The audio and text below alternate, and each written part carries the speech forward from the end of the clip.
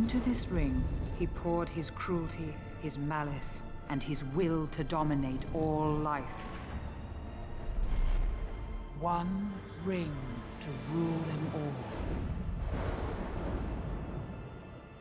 What we've done is a culmination of a huge amount of work involving thousands of people. The title, The Two Towers, refers to the Tower of Orthanc, which is where Saruman, Christopher Lee's character, is based, and the Tower of Barad-dûr in Mordor, the home of Sauron. Film 2, like every film in this trilogy, is a challenge. And will remain so until we deliver it. It's a great movie. It's going to be bigger than Film 1.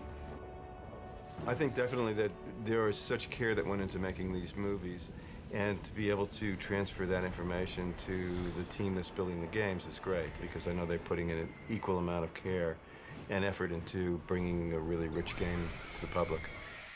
Tolkien describes Edoras very vividly in the books as being a city of wooden buildings on a hill in front of a range of snowy mountains. When we were originally doing our location scouting, I said, look, we've got to find somewhere in New Zealand, there's got to be a hill like this that's in front of the mountains. So they went helicoptering all around the country, and they came back with a photograph of the absolute perfect hill. It was about 60 or 70 miles away from the nearest town. It was in the middle of the South Island. It was very remote. We spent about 7 or 8 months actually constructing these huge buildings. The end result was that in the movie we have an Edoras, which is thoroughly believable. I was able to go there and just shoot as if it was an existing location. One of the exciting things about the EA games and what I've been seeing in the models as they've been built is a great replication of our sets and our characters, to the point where EA worked out a deal with our actors so that they would come in and record their own dialogue. The actors were quite excited about it. The battle for Helm's Deep is over. The battle for Middle-earth is about to begin. We built a miniature of Helm's Deep, but what was interesting was that there wasn't just a model, there was a huge miniature. It was a quarter scale, but it was in itself about 30 or 40 feet wide. And it was so big that we could just photograph it with our cameras and it wouldn't look like a miniature, it just looked totally believable. What makes a great movie is really a great script and a great cast. I imagine when you're doing a game, it's many of the same challenges. You've got to attract the right talent to the game. You've got to get a story that will attract an audience, and then become excited by that story and compelled by that story to actually see it come to life. There is nothing we can do for Frodo. The quest will claim his life. Rohan is weak and ready to fall, and so he will strike hard and fast at the world of men. War is upon us.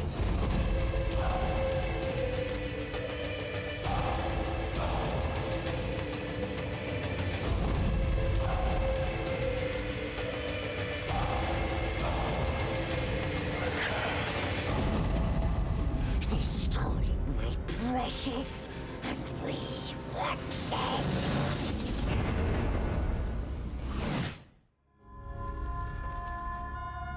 In the lands of Middle-earth, legend tells of the Dark Lord Sauron and the ring that would give him the power to enslave the world, and has now found its way into the hands of the most unlikely person imaginable. I'm a huge game fan, so obviously I wanted to find out all the details about a Lord of the Rings video game. I'll get myself into a mode of playing where I'll play all the time, and it's generally when I'm playing like an adventure game where my head's in. Once I get in, I can't stop thinking about it, and I have to take my character to the end. This task was appointed to you, and if you do not find a way, no one will.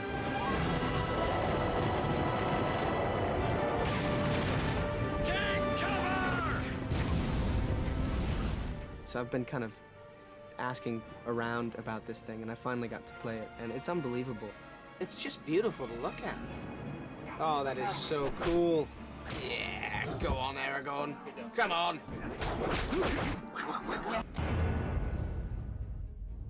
They are coming.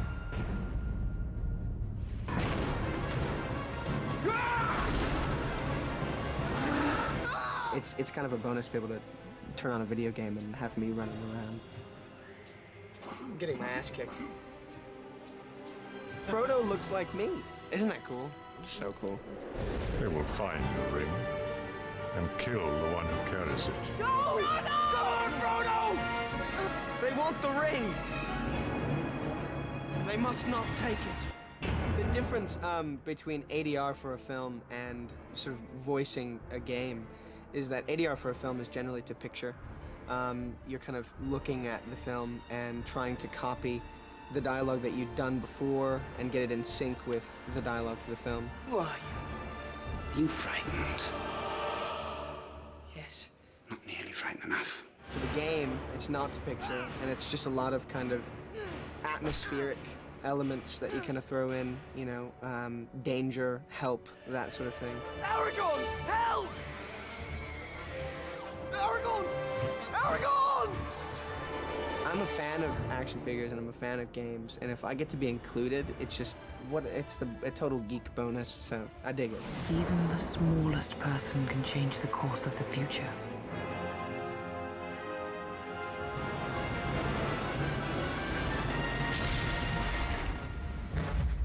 I'm so excited and I can't wait till I have my copy.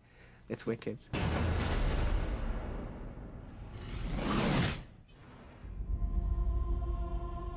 The fate of the world will soon be decided. The peril of the ring-bearer deepens, for there is another who hunts the ring.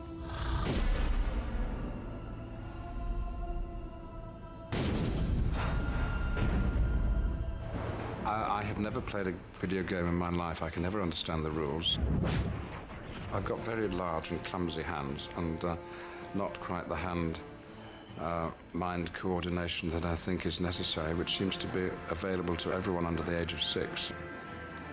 What's wonderful about this game, Lord of the Rings, is that you are getting the voices of the original actors, all of them. And today I've been doing the recording of Gandalf the Grey and Gandalf the White, the 2 characters that I play in Lord of the Rings. What can you see? There are markings. It's some form of Elvish. I can't read it. There are few who can. There is a union now between the 2 towers, Orthanc and Barad-dûr.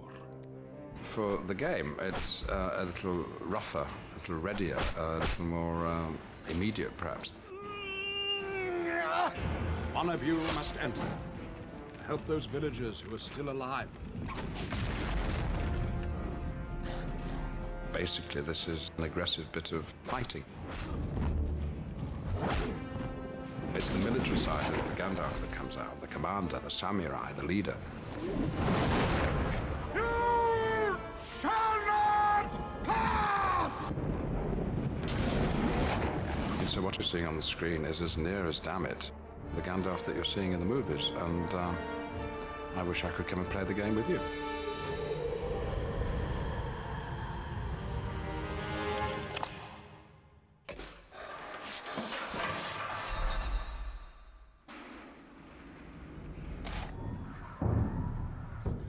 They are coming.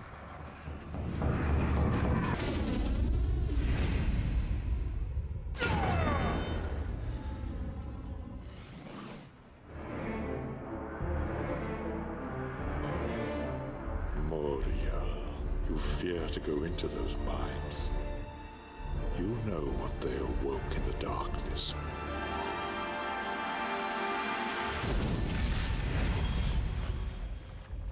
I really enjoyed making the game because you don't have to do so much darned hard work as you do when you're originally creating the character. Shooting a film is necessarily very slow. Wonderful thing about the computer game is, of course, I don't have to get into makeup.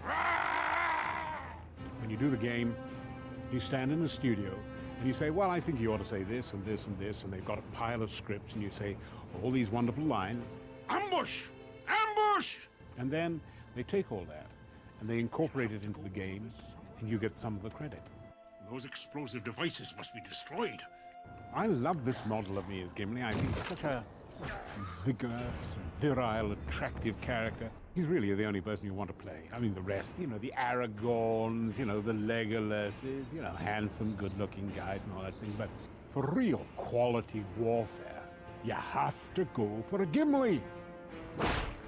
We spent 14 months in the most beautiful locations in the world in New Zealand to get the right look for the film. The game is a wartime combat situation, and it's wonderfully and brilliantly created. I can't leave him there. What a time-consuming thing it's going to be. I mean, it's a new addiction that I have discovered. So, gamesters, well done. Congratulations on getting into this little niche that gives you the interview. I wish I could tell you how to play the game better, but in fact, I could never get to this level. Good luck with it, and carry on playing.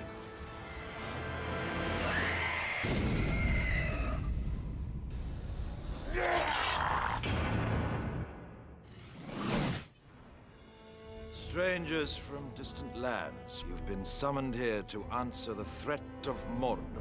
Middle-earth stands upon the brink of destruction. None can escape it. Unite, or you will fall. I'm always amazed when I see the advancement of technology and stuff, and how kind of close to the real thing it's got to. I must get to Boromir now. When you're recording the ADR for a film, you know, you're obviously watching the screen, seeing the action play in front of you as you played it on the day. When you're laying the track down for this, there isn't a camera on you, and you're not trying to lip sync to an image in front of you. So you can really go that extra mile and sort of accentuate and sort of elaborate what's on the page. Back to the pits that spawned you. Back to the pits that spawned you. They're more heightened than you would get in the movie, do you know what I mean? They're kind of slightly ridiculous, and it's fun, you know? It was kind of fun just to sort of really play with it in that way. Come. You cannot win that fight. Le'afadarain. Le'afadarain.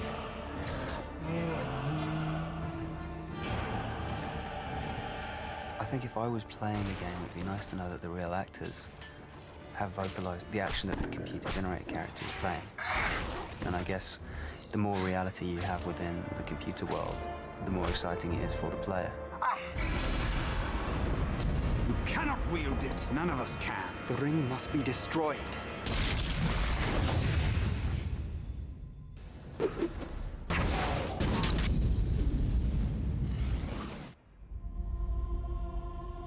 The fate of the world will soon be decided.